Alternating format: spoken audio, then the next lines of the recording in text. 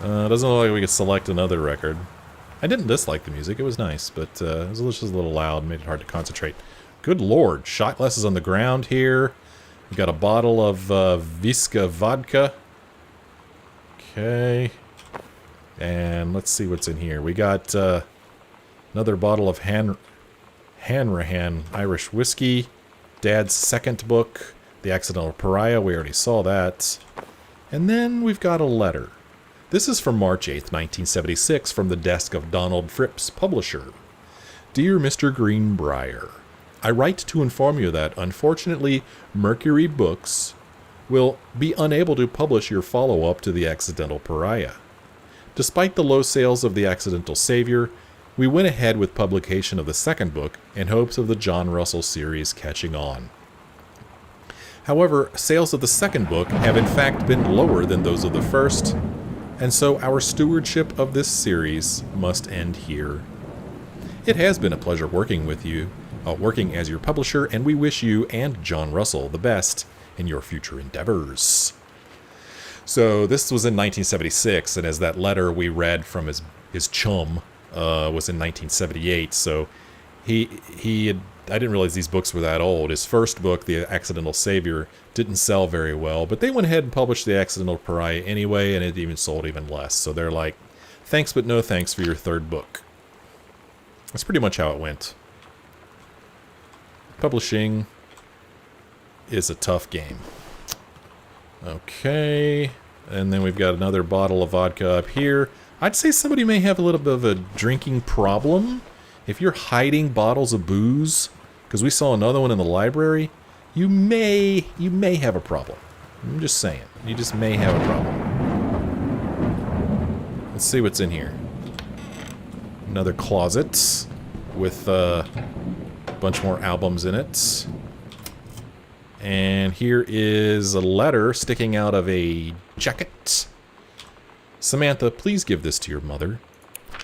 Janice, thank you for having Danny over to your new home. Oh, this is the weirdo.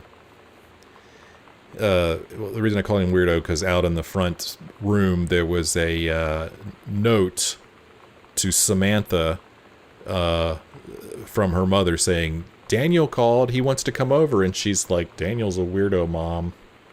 Thank you for having Danny over to your new home. He has missed having his friend Samantha in the neighborhood very much. Danny asked if he could lend Samantha his Nintendo Street Fighting tape, and I gave my permission. It always cracks me up when people call cartridges tapes. He needs to spend less time with those games anyway, no hurry returning it. Let Samantha know that she is welcome back to our house to visit any time. Sincerely, Mary Shoots. Okay, well... Oh, here we go. When you live in one place your whole life, your next door neighbor is kind of like your default friend. Yeah. And Daniel only got weirder over the years. So moving away has been a good excuse to, like, not see him anymore. But he did always have the good Nintendo games. Maybe I'll give him a call. Oh, okay. That's it. So, we got a box full of copies of Katie's dad's first book. A bunch more albums in here. And, another box of books. Yeah, I mean, I'm going to guess that maybe, since dear old dad's writing career didn't take off the way he wanted it to, he may have turned to drink. That's what I'm guessing. I don't know. I'm making an assumption. Well, it's more than an assumption. I do have some evidence that would suggest such a thing. So. Oh, I thought I saw something under that chair, but no, it's just where that thing's plugged in. So. Let us exit this room now. And we have scary thunder again. That is the scariest sounding damn thunder, I tell you what. Alright. Long hallway here. How come these lights aren't on? Turn lamp on. Thank you. Lip balm. Cherry stone lip stuff. Okay. Here's a note. Katie, Please tell Mom and Dad sorry about the stuff that's missing. Sam. So Sam has left a note for her sister. Here are some more coupons. Here is some soft face tissues and some dice. Whoops, back up. Looks like there's just a couple of highlighters in here. Doesn't look like there's anything we could look at in here. And here is a note. Hi, Lonnie. So if you wanted to come over to my house still this afternoon, that would be cool. I can drive. It's kind of far, but I can drive you home too, so hopefully that's fine. Write back and leave this in my locker if you still want to, and we can meet in the parking lot after 6th, Samantha. Yeah, I am totally in. See you there. Then I'm going to kick your butt. Get ready. So this is a reference to a video game. A fighting video game. Looks like to me anyway. They're going to play some Nintendo probably. So you know what they say about the best laid plans of mice and men? Uh-huh. Yeah, turns out it applies to Street Fighter too. Oh, there you go. At least I worked up the courage to walk into the 7-Eleven and ask for a turn, but all that practice at home did not exactly translate in the wild. So after I was finished getting my butt kicked, I followed them outside while they smoked. And that was when she asked me if I was that psycho house girl. But then she said she's always really wanted to see the psycho house. Her name is Lonnie. She's coming over tomorrow. Well, good for Samantha. Sounds like she made a friend, although I am a bit skeptical. I mean, that person just wanted to see the house. Alright, another crumpled up paper in the waste bin. Katie, please, whatever you've found, don't tell Mom and Dad the attic. That just gave me chills. Attics are creepy. Please, whatever you've found, don't tell Mom and Dad the attic. Oh, gosh. Oh. Locked. So I have keys here. Can I use these, or are they just in my inventory and I use them automatically? It's kind of looking like maybe I just use them automatically. So I'm going to have to guess that I simply do not have the key to that door yet. Which means we have to go upstairs now. It's the only place left to go. Excuse me. There is another door on the other side of the house. I'm calling this the west wing of the house, and just because. And this east wing, this door is locked, or at least it was last time we were here. If it's open now, I am going to be seriously creeped out. That's a big stack of papers. Okay, good. I don't have to be creeped out. Nice. Okay, so we already looked at all this stuff, so now we go upstairs. Oh, by the way, that room that we were just in was called... Oh, okay. Ooh, that... Oh my gosh, there's a basement. You know what's creepier than an attic? A basement. Okay, first thing first, turn on the lamp. So here we've got another pack of cards. Newspaper clipping. Hearing stuff to my left. Ooh. That's probably Sam's room with the radioactive poster on it, I'm just guessing. That's something that a teenager would do, right? This is from October 1st, 1994.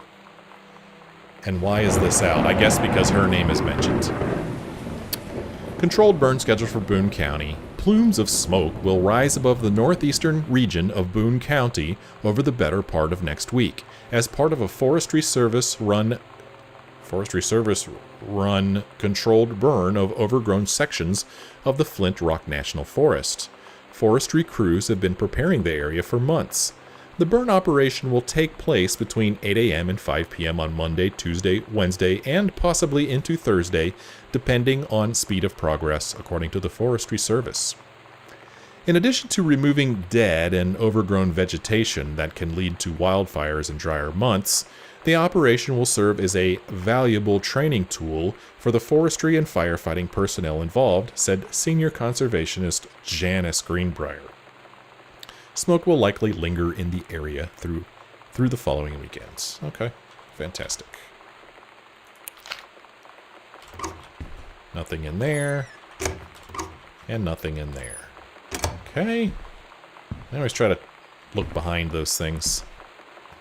Look at the pictures, you know. Maybe one of them could be taken down. There might be something hiding behind it. Comb. It's a comb. Read personal calendar. Weekly planner. Monday. Couples bowling. This is from September of 94. All this stuff seems to take place right around September. Huh. Wow. I don't know. Couples bowling, Wednesday cooking class, take apron, Friday ballroom dancing, scratched out. Does that mean they didn't go? Or what? Because this one isn't scratched out. Couples bowling, cooking, ballroom, couples... Okay. Cook the big meal for Carrie and Sam? Terry and Sam. Okay. So she's been taking a cooking class, and this day, or this week, she's gonna cook a big meal. Alright, way to go, Mom. Oh, we got a drawer with a form in it.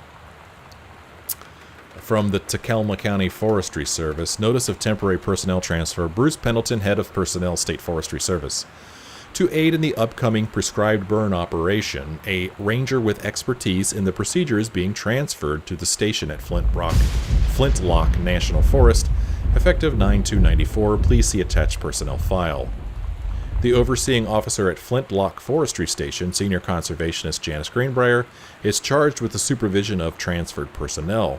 The duration of transfer will be based upon performance evaluation, as well as the recommendation of the overseeing officer. Signed, Bruce Pendleton. August 4th, 1994. I swear I hear footsteps. This whole place is creeping me out. So I don't know what's so important about this whole forestry service business, right? See if there's a false bottom or anything in here. Doesn't look like it. Okay, let's turn on the lights.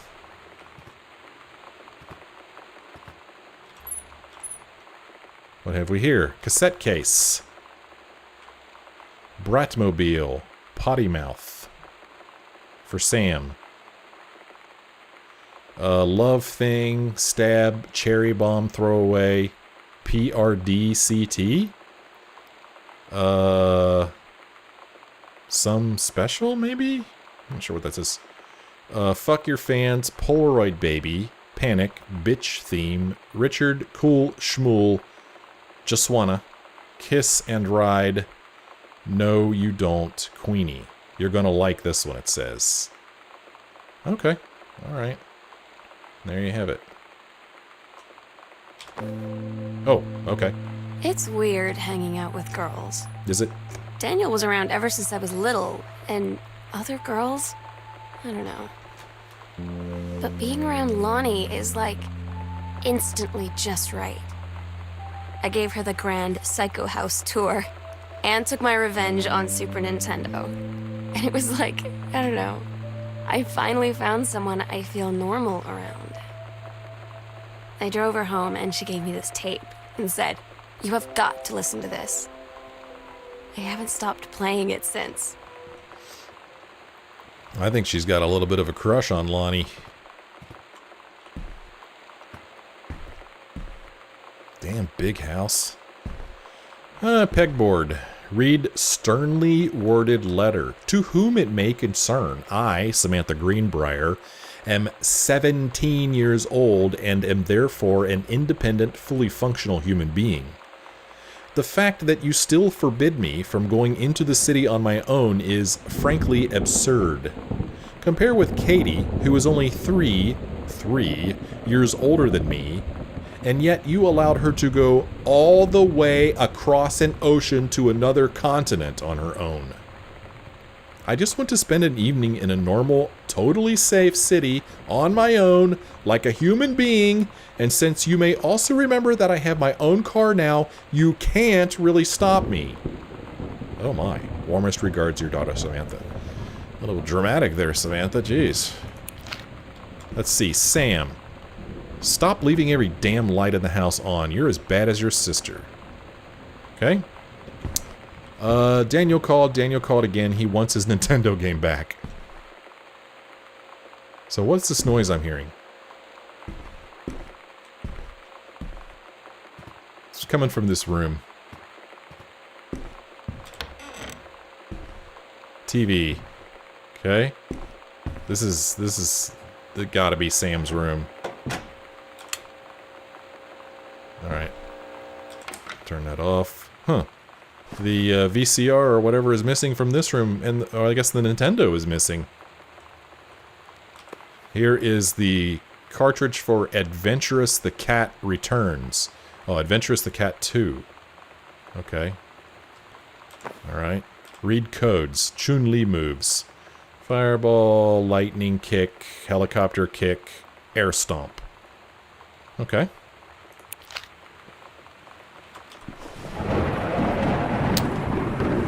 Open, grab 3-ring binder. Okay, I don't know of any way to look in there. Grab cassettes. Bratmobile. Okay, cool schmool. So here's the Bratmobile tape. Can we listen to this? Huh, I can't seem to, Can we actually take this tape all the... Okay, we can just listen to it right here. We're so cool, yeah, yeah. Yeah, we're so cool, cool. We're so cool, yeah, yeah. Fuck you too, cool schmuck. I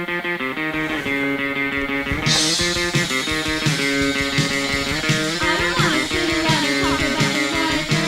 Weren't those a good old days? I don't wanna wonder if you're gonna say hello. I don't wanna wonder if you're gonna walk away. I don't wanna hear how many friends you have. I don't have any anymore. Alright, that's great. That's great. It's a good place for that. Scrutinize. Oh man, it's a magic eye. Let's see if I can get anything out of this. Been a long time since I've done one of these. Woo. It is... I'm not getting it. Nope, I'm not getting it. That's neat. A magic eye. Stare. Let's see, this one doesn't even look like a magic eye, really. Huh.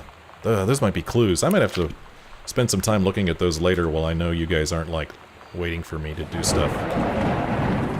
Oh, a cartridge. Here, Journey of Crystal. Okay. And... Super Spitfire. Super Spitfire. Okay. Alright. Let's see. Here is a poster for Sonic Boom 94. Juliana Hatfield, Black Francis, Mighty Mighty Boss Tones, Buffalo Tom Black, Social Distortion, Lisa Loeb, Buck 09, The Dandy Warhols, and Offspring. Ah, good concert. May 7th, Tacoma Fairgrounds.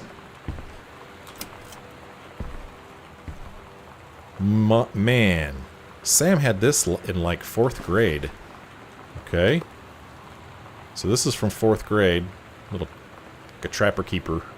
Or just maybe a regular old 3-reading binder. Okay. Grab book. The Holy Bible. Okay. Alright. Okay, here is a plaque. Samantha. S is for special. A is for adorable. M is for merry. A is for affectionate. N is for nice. T is for thoughtful. H is for honest. And A is for admirable. Wonderful. And then there's a collar for mitten. Okay. Mitten. Had their old address on it. A chapter, The King's Labyrinth. Chapter 2, Fraying Threads. Oh, well, she's still writing about Captain Allegra.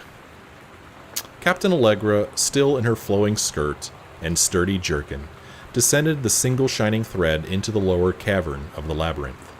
She and the first mate, on their own now, grew closer to their goal, the throne room of the dead immortal king of the island.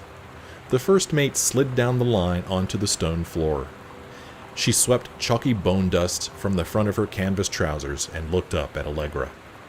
The silken thread, nigh unbreakable thanks to the enchanted moths that inhabited the island, trailed behind, leading their way back to the entrance. From further into the labyrinth, a moaning began to echo. The moaning grew louder and clearer. It turned into words from some ancient language they could not understand. The king's cursed voice. The hairs on Captain Allegra's arms stood on end. She looked back at the first mate, whose eyes remained locked on the blackness of the passage for a moment too long before noticing the captain's gaze. The first mate nodded silently ahead. Following the king's ghostly song deeper and deeper into the labyrinth, they came upon a rocky gap spilling forth otherworldly blue light. The great basin of the dead king's throne room lay below. Skeletal in rotted robes, the king was hunched over the blue orb topping his royal scepter. Shadows of his bony fingers danced on the walls like ghouls. As he sang, wailing souls flowed in one by one through the cracks in the cave walls, pulled into the orb, causing it to glow brighter and brighter. Behind the king, a long staircase hewn from rock led down into the chamber from a passage at the top. Allegra said, "We have the advantage in numbers. I will draw his attention, and then you—" But the first mate interrupted. "No, I am smaller and quicker, and you know of dealing with mystic energies like these. I will circle to the other side, get the king's attention, and lead him on a merry chase." She held up the silk line, all traced by this invincible thread, of course. Allegra said, "It is a good plan, but perhaps we should go together." The first mate shook her head. "You know this is our best chance. Don't be afraid for me." They grasped hands and exchanged 3 tight squeezes, their palms growing warm. The first mate tied the shining thread to the belt of her trousers, gave a quick salute and a wink, and dashed off. Allegra waited, staring vigilantly across at the top of the stairs where the first mate was to appear. The king continued his— Wait, no! The singing stopped. The king turned and began walking up the stairs. Allegra wanted to call out, to do anything to stop the first mate from running headfirst into danger. She tried tugging on the line to signal her. No use. The king was nearly at the top of the stairs when the first mate burst through the passageway. She skidded to a stop. Even from across the yawning basin, Allegra could see the first mate's eyes grow wide. She turned and ran. Summoning his undead power, the king left the ground, levitating, gliding behind her with distressing speed. From some dank passage much too far away, Allegra heard the first mate scream. She was already running toward the sound. The line in Allegra's hand went taut, then shuddered. It fell slack to the stone floor. As Allegra ran, she was gathering line, twisting it around her arm. She came to its end. The unbreakable thread dangled limply, its end shredded and frayed in her hand.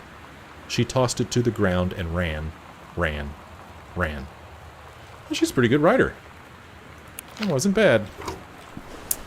bad. Grab board game.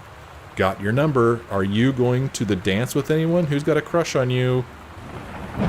Oh, let's see. So dreamy. Get your friends together. It's time to find out who has a big crush. Is it Matt from science class or Daryl from track? You'll never know unless you've got his number. Do you like sports? Would you introduce me to your friend? Are you busy Friday? Yeah.